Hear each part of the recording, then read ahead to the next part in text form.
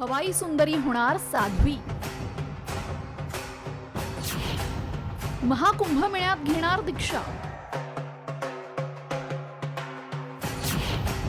लाखो रुपयाच्या पगाराच्या नोकरीचा करणार त्याग.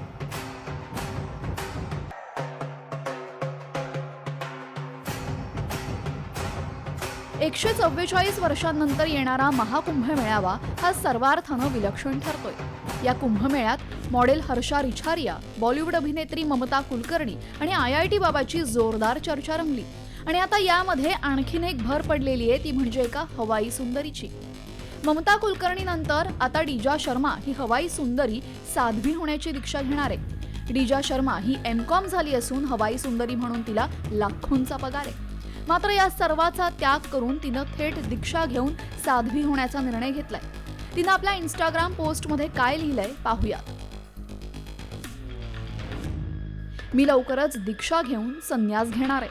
माझ्या आईच्या निधनानंतर माझ्या आयुष्यामध्ये काहीही उरलेलं नाही. आपण जितकं धार्मिक राहू आणि परमेश्वरावर श्रद्धा आणि विश्वास ठेवू तितकी मानसिक शांती मिळेल.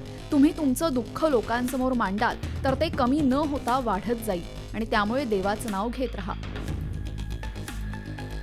हवाई सुंदरी डीजा शर्मानं संन्यास घेण्याचा निर्णय Instagramवर जाहीर केल्यानंतर अनेकांनी प्रसिद्धीच्या हव्यासापोटी अशा घोषणा केल्या जात असल्याचा आरोप करत टीका केली आहे. हवाई सुंदरी डीजा शर्मा ही साध्वी बनेल की नाही हे येणाऱ्या काळात कळेलच. परंतु नेम, फेम आणि गडगंज श्रीमंती असली तरीही मनःशांतीसाठी अध्यात्माच्या मार्गाला जात असल्याचं चित्र या महाकुंभ मेळ्यामध्ये दिसून येतंय.